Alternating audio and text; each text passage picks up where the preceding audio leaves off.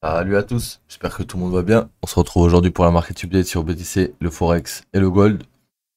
Donc BTC, on va regarder ensemble. On a donc pour le moment ça change pas de ce que j'avais vu. J'avais une prise de liquidité à faire au niveau d'au-dessus d'ici. On l'a faite.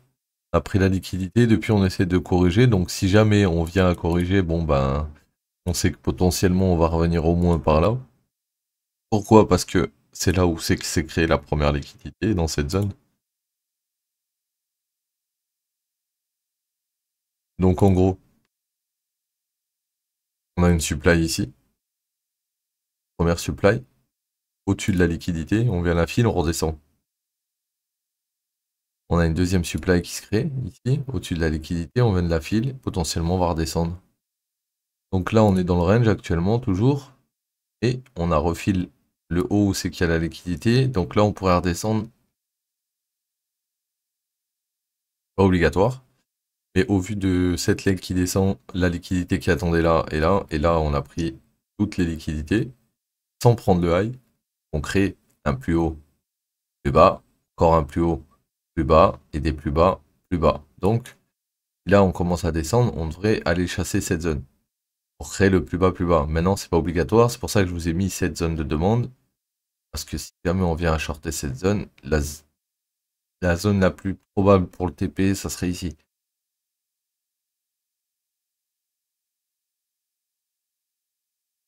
En attendant, là, si jamais on break ici, dites-vous, on peut descendre beaucoup plus bas parce que j'avais 1, 2, 3, 4, 5. Si ça c'est A et que ça c'est B, on pourrait démarrer une C. La C pourrait descendre beaucoup plus bas, hein. Ok, donc on verra ça ensemble demain. D'ici là, mais faites attention aujourd'hui parce que vous pouvez être dans une zone très propice au short, vu qu'on est dans un range, qu'on a pris toute la liquidité de la leg précédente et que on crée des plus hauts, plus bas depuis le début. Donc logiquement, si on part du principe que ça c'est le dernier plus haut, bah, on n'est pas censé refaire un plus haut. Donc là on s'est arrêté avant. C'est parfait. Là on est en train de créer un imbalance qui est en train de ravaler la leg précédente. Si jamais on passe en dessous de 52,038, il y a un short sur le retest à prendre. Ok, voilà, ça c'est pour BTC. Pour USD, même principe, hein. Actuellement, on est dans une POI. Il est pas en train, enfin, il n'arrive pas à bouger de cette POI pour le moment, donc on est là-dedans. Ça va être difficile de se dire la direction. Pour le moment, on est baissier. Là, on est dans la POI précédent, top précédent. Si on ne prend pas ce high, on crée encore des plus hauts, plus bas et on devrait aller chercher le lot.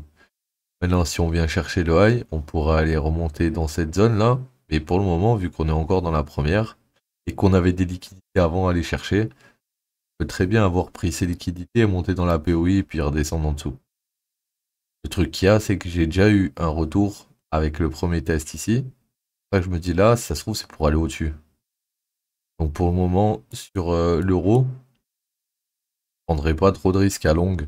J'attendrai vraiment des confirmations parce que là, on a des divs, certes, mais on n'a pas réussi à les break encore. Donc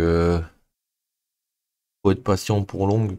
Et éventuellement dans ces zones-là, faut regarder court terme pour voir s'il y a des breaks pour pouvoir short. Ah, voilà, ça revient au même. Le PUSD, j'avais ma Fibo à l'envers. On est revenu au 61,8. On est redescendu. On n'a pas créé de nouveau plus bas. Donc on est redescendu à peu près au 61,8, 78,6. Voilà, on est revenu dans la zone d'OTE. S'il a rebondi, on va remonter dans la zone d'OTE. On va voir ici. On revient là-dedans. On va avoir un beau play. Ici, si on fait une ABC, il faudrait voir où sont les 523. Ça revient dans la zone que je vous ai donnée. Donc à voir lui s'il est dans une petite C qui remonte. C'est le cas, je pense que ça doit être la même pour l'euro.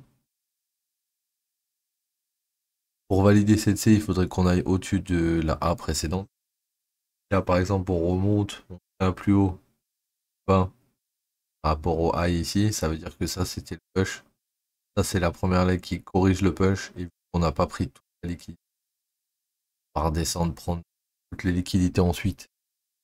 On peut très bien faire quelque chose comme ça, A, B, C, comme on peut très bien faire. Là, on a eu la première ligne complète, et là, c'est notre A, on remonte B, et ensuite, on va faire C. Faire attention, là. Pour le gold, je l'avais long à 2000. Tant pis. Donc là, le gold, il est redescendu dans la zone de une première fois. Une deuxième fois, on a créé un plus haut, plus bas. On n'a pas réussi à recréer deux fois. Au moment, ça tient. On est au-dessus de la value RALO. On a réintégré. Donc là, quand on intègre, si on teste, on va aller chercher le POC. Et potentiellement la VAH. Là, ça m'étonnerait pas qu'on remonte sur le POC, qu'on redescende, puis qu'après on vienne toucher la VH. Ou qu'on redescende tout de suite sur la VAL et qu'on parte ensuite POC et VH ensuite. On avait pu faire ici. Monter au POC, on a descendu et puis après VH. C'est possible. Maintenant, faut voir la réaction qu'on aura sur le POC. Parce que là, par exemple, on est en dessous, on remonte, on va sur le POC, on bloque et là on part. Donc je pense que c'est la même chose qu'on va avoir ici. On devrait aller sur le POC, range un petit peu, redescendre un peu, tester la valeur à l'eau, puis après partir sur la valeur à high. C'est le cas le plus probable que tu as dans un range. Et ça, vous savez ce que ça va faire. Ok les mecs, voilà, c'était la market update de ce lundi. On se dit à demain. Soin de vous les mecs. Ciao tout le monde.